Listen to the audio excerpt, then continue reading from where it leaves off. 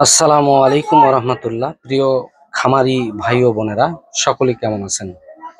আজকে আপনাদের সাথে একটা বিষয় শেয়ার করব। বর্তমান দুধের গাভী ম্যাস্টাইটিস নিয়ে অনেকে প্রবলেম ফেস করতেছেন। আসলে ম্যাস্টাইটিস তেমন ভয় পাবার কোনো কারণ নেই। এটা একটা খামারের অংশ, এটা আপনারা ধরে নিতে পারেন। কারণ দুধের গাভীতে ম্যাস্টাইটিস থাকবে, তবে ম্যাস্টাইটিস থেকে রক্ষা পেতে হলে কিছু নিয়ম কানুন মানতে হবে। সেই বিষয়টা আপনাদের সাথে শেয়ার করব। এবং ম্যাস্টাইটিস হইলে আসলে কি ওষুধ ব্যবহার করবেন। বিভিন্ন কোম্পানির ওষুধ আছে, যেমন এসকেপ কোম্পানির আছে ম্যাস্টার 29+, স্কোয়ারের আছে মেস্টিকিয়ার+, অপশনিন কোম্পানির আছে প্রোমেস্ট, আবার রেনাডার আছে মেস্টিনর, এসিএর আছে। মোটামুটি সব কোম্পানিরই আছে। সুবিধা অনুযায়ী ডাক্তারের পরামর্শ নিয়ে যেটাতে যেই গাভীর সাথে স্যুট করবে সেটাই ব্যবহার করা উচিত।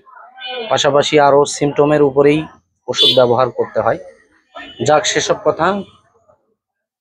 ম্যাস্টাইটিস থেকে রক্ষা পেতে হলে অবশ্যই আপনাদের কিছু করণীয় আছে। খামারিরা দুধ দহন করার পরে অবশ্যই গাভীকে সামনে খাবার দেওয়ার চেষ্টা করবেন, যাতে করে গাভীটা যেন সঙ্গে সঙ্গে দহন করার পরে যেন শুয়ে না পড়ে। শুয়ে পড়লে বাটের ছিদ্রটা তখন ফাঁকা থাকে, সেটা দিয়ে ওই ম্যাস্টাইটিস প্রবেশ করে। অতএব এইসব নিয়ম কানুন মানবেন, ইনশাআল্লাহ ম্যাস্টাইটিস থেকে রক্ষা পাবেন।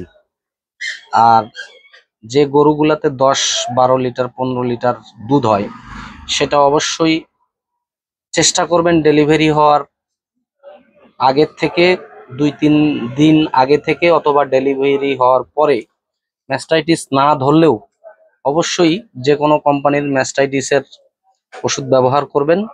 পাশাপাশি পরিষ্কার পরিচ্ছন্ন এবং ওলানের যেটা নিয়ম অনুযায়ী যেভাবে দুধ দহন করলে সমস্যা হবে না, সেই জিনিসটার দিকে সকলে খেয়াল রাখবেন।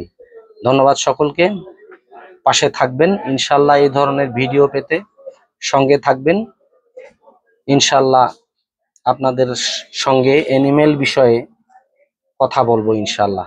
সকলকে ধন্যবাদ। আসসালামু আলাইকুম রহমতুল্লাহ।